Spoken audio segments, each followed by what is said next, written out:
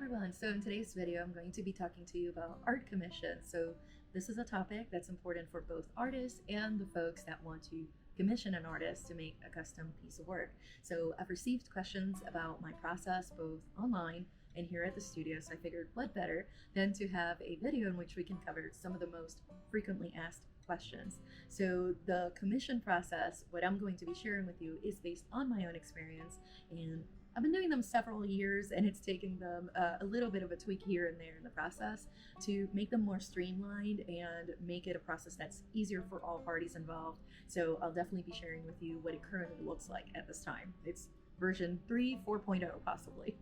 So that's what we're going to go into. But before we dive into that, I do want to let you know that the paintings you're going to see in the background in real time here in just a quick moment, there's one of them, I won't reveal which one yet, but there's one of them that I'm going to be using to propose a mural to a nearby art institution. So the small version, which is still a large painting, I'm going to be proposing making a mural, a very much larger mural version of it. So if and when that happens, hopefully when, not just if, you will definitely see a video here on my channel showing more about the behind the scenes of the process of the proposal itself, as well as the actual mural painting. So fingers and toes crossed on that one. All right, without further ado, let's go ahead and discuss the commission process. So a commission is essentially when a client, a patron, a collector, a sponsor reaches out to an artist and says, hey, can you create a piece of art based on my specific request? And that request varies. So it could be something as simple as, can you make a piece that fits this specific area above my sofa? Or it could be something large, like can you make it to fit the lobby of a hotel, for example. It could also be, can you change the color palette slightly to fit a specific area? Especially say it's a portrait artist, hey, could you paint this family member of mine? It could also be based on a time period, a mood. Like there's a lot of different things where a client, person proposing a commission will come to a client and say, hey, can you make something based on this, right? On these following parameters. Now, of course, what I'm going to be sharing with you is based on my own process. Every artist is different when it comes to this. If you're curious about whether or not an artist does offer a commission, oftentimes you can find a tab on their website, a section on their website. Sometimes on social media, they'll say commissions open or closed, depending if it's part of their process, but it never hurts to ask. You can, inquire whether or not they do it. Just know that not everybody does, which we'll talk about that a little bit later on. But before going down that rabbit hole, one of the things that I want to talk to you about is the kind of things that would be needed before you even encounter or attempt to propose a commission. Now, this might go without saying, but some artists, and everybody's different when it comes to this, will say, hey, I will only make a commission if it falls within certain parameters. Like, let's say, for example, it's a person that does pet portraits. They might say, I only do cats and dogs. I don't do horses, for example, right? I'm oversimplifying it a little bit, but maybe that'll give you a general idea that when you're reaching out to an artist for a commission, depending what you're asking for, it may sound like, okay, that might be a little bit outside of the zone. And do know that at least most of the artists that I know, myself included, we have no problems in saying, hey, in our little example, horse is not something that I paint, but I actually know an artist that does, and I'm happy to connect you with them. So also don't feel bad about asking, even if it's slightly a little bit outside of their area. They may say yes, or they may refer you to somebody else if they feel like it's something that somebody else specializes in. So I just want to make that little parentheses before we continue moving forward. All right, so as we move through this video, I'm going to make a quick assumption that you, the viewer, are the person that's walking into my studio and saying that you would like to commission me for the work. I think that's going to make this conversation definitely smoother on both ends, so it doesn't sound like I'm reading a lecture off to you, because nobody wants that. Well, maybe some people do, but I don't. So let's go ahead and dig in. So let's suppose you walk in, you're looking around at my artwork, and you're going, okay, I like those. However, is there a way, there's a specific spot in my house, maybe it's the end of the hallway, maybe it's above the couch, maybe it is actually for an office environment you work at, and you're like, hey, I need a piece that goes in the lobby, right? And suppose it's one of those, your pick, and you're looking around and you say, okay, I love your style, however, I need a specific size. Do you have any piece on this size? And let's suppose I don't, then the next question would be, can I commission you to make a piece of work, right? So right off the bat, I'm already, happy because you're asking me based on my own work, right? When you reach out for a commission, one of the things that happens sometimes, and no judgment, no worries, but sometimes what will happen is the person requesting the commission likes the style. However, they will ask for something that is completely outside of the area of expertise of the artist. Like, for example, I mostly paint abstracts, and when I paint semi-representational, it's nature-based, so more landscapes and botanicals. But I'll get the question here and there, can you paint my dog? Well, it's not that I can't paint a dog, maybe your dog. However, I don't paint dogs. Normally, that's not something I am comfortable with or feel very experienced at. So if you were to reach out to me for that, I would have to refer you to many of the excellent artists that I know in the area. There's several of them that specialize in pet portraits. So I hope that kind of gives you an idea there. And while that first example too has to do with size, and with the dog example, it has to do with the actual subject of the painting, there are many other things that can go into the commission request. So it could be, could you do a different color palette? Could you do a similar painting to that one you already have, but perhaps in neutral colors or darker colors, etc. So it can vary, and just know that a lot of times as artists, at least myself, I am open to hearing what your ideas are, what your sources of inspiration are.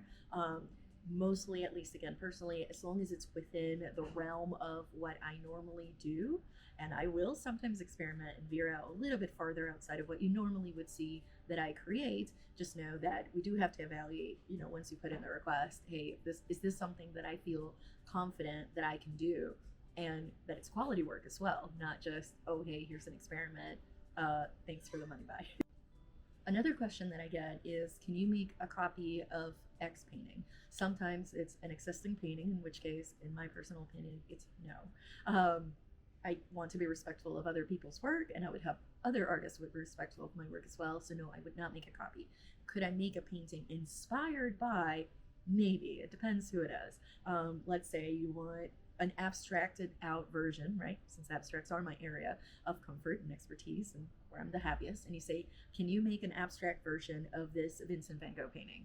Maybe. And also I love Vincent van Gogh. So maybe it won't look anything like the painting. It'll be my own interpretation of the feelings and the colors and the things that I'm getting out of it. So I'm translating it through my own eyes. So that's a maybe. But especially if it's somebody else's work and they're a contemporary artist, no. Sorry, I'd have to say no, mostly because I want to respect them, right? Their art, their craft, and there's no way I can make a copy of it, nor would I want to. Also, with that comes, hey, there's this painting that you had and you sold the painting already before I had a chance to get it. Would you be willing to make a copy of it? I will say I can make iterations of my own work, but it's not going to be the same one. And normally when that happens, that painting could have been years in the past. So my techniques, my area of expertise may have shifted during that time. So what you would be getting is the evolution of all that, right? The accumulation of that additional skill and knowledge, reinterpreting something that already happened. So the way I like to think of it is I can make cousins, not twins, if that makes any sense. So could I do it? Yes. Is it exactly the same? Absolutely not. So I hope that helps with that question. So with what we've covered already, you say, yes, let's go ahead and start a commission. What is the process like? Let me go ahead and walk you through what my current process is, and we'll kind of dive in from there. So the first things first, of course, is contact. So you've looked through my work, you've decided, yes, either I need a bigger version of something that exists or something that fits a specific space, a specific color palette that is at least similar to the color palette that I'm already using. Maybe it's a specific flower that you would like for me to interpret in my own abstract style, right? So first things first is you're going to contact me. Now, normally you would contact me through my website. There's a form for that. Other folks will contact me in person, or they will contact me through email or even through a DM on Instagram. Once that happens, the next thing I'd like to do is to schedule either a video call or a phone call in order for us to get ourselves acquainted a little bit better and get to know a little bit more about what your specific parameters are.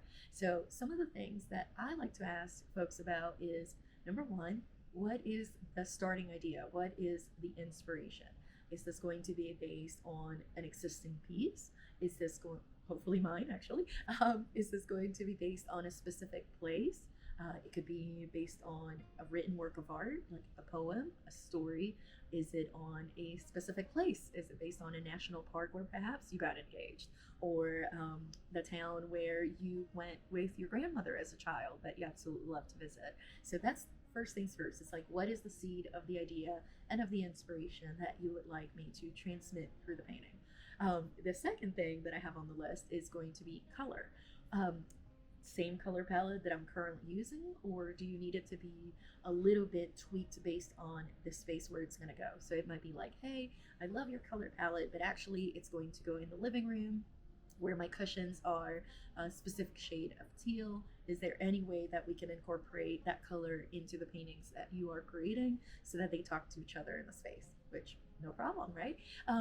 Another one is going to be the space itself. So is this a painting that is going to have light fixtures that are pointed to it?